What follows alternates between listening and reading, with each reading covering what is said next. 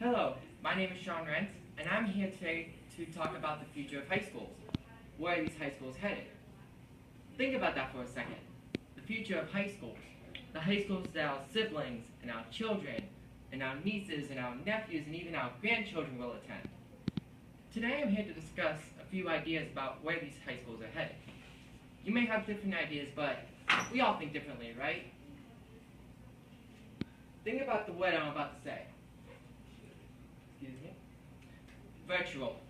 Virtual schools. Many states, including California, Oregon, and Florida, have already opened virtual schools for students. Here are quite a few benefits of having these virtual schools. Say a student attends a local school, but the pace at that school is too fast or even too slow for that student. The student doesn't want to get too far ahead or too far behind in their classes. So what they can do is start attending virtual schools, and then they can start working at their own pace. Location is also really important. Students live all over the place in urban and rustic areas. Some students may not be able to get to school because either it's too far away or they have no transportation. Some students may live on, let's say, a farm, which is way far out there. Let me tell you a quick example of how that could work. My father was born and raised in Wisconsin, but during his childhood, they moved to a ranch in a town called Ismay, Montana, which was later changed to Joe, Montana, pun intended. During the school year, my grandmother would drive my father and his brother and two sisters down the 14-mile driveway to the main road. Imagine how early they have to get up for that. After my grandma would drop them off, they would then ride 35 miles on a bus to get to the school. Why did they do that? It was 1978. They didn't have that kind of technology. Imagine if it was 2015. The students could attend a virtual school while staying on the ranch and also getting a quality education. Financing is also a benefit. Some families may not be able to send their children to school, but you may be thinking, public school is free. Why wouldn't they be able to send them? It's a lot more than just that, though. It's also the gas that they use to drive their children, and may also be the school supplies. They may not be able to afford the school supplies. If a student stays home and he or she attends a virtual school, that student can save the family money. Let's say you come home with chemistry homework. The assignment is on covalent bonds, and you have no clue what you're doing.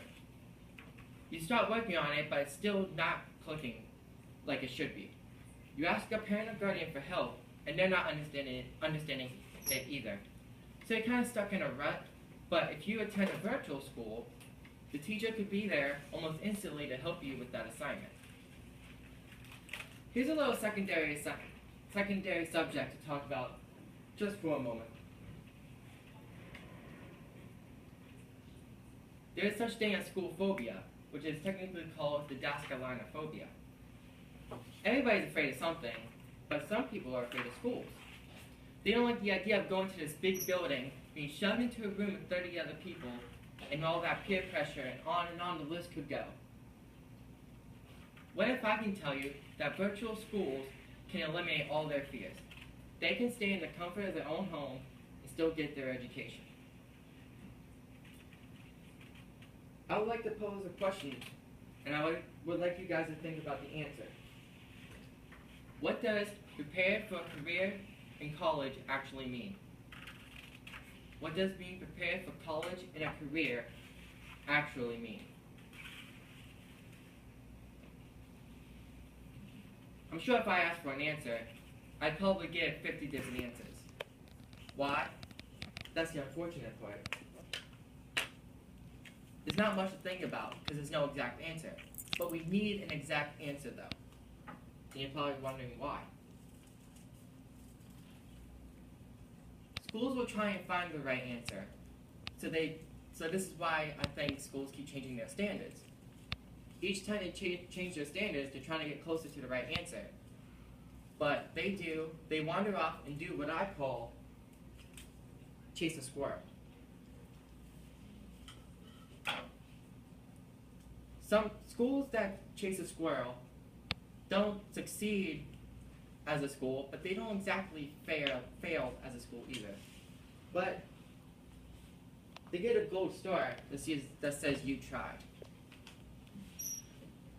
I'd like to share a quote with you, an anonymous quote, and I believe it relates very closely to this topic.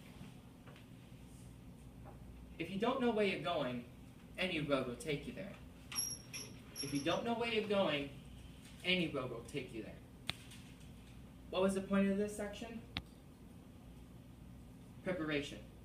Schools need to prepare for what the future holds. They need to sit down, hang on tight, and see what happens. Especially in one area, technology. Technology is one hard thing to keep up with. Everybody knows that.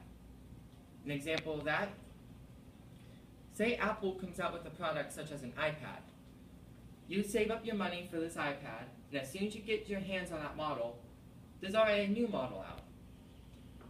This is one thing I believe schools will have problems with for the rest of eternity.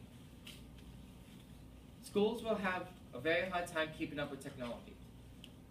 With old technology, students will get bored and not be very eager to learn.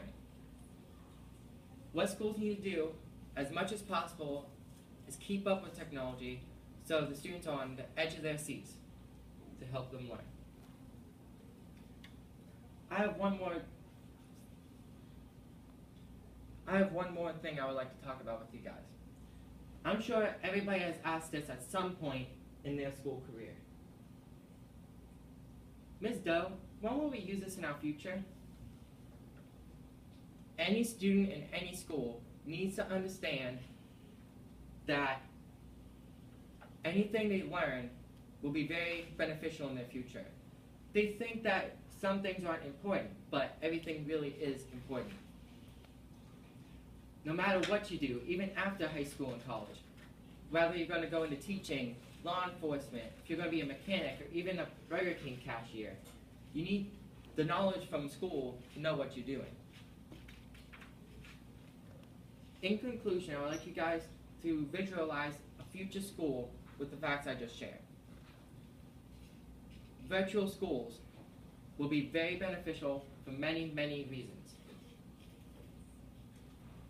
Schools need to be prepared in many areas such as technology. Schools need to keep up with technology as much as they can.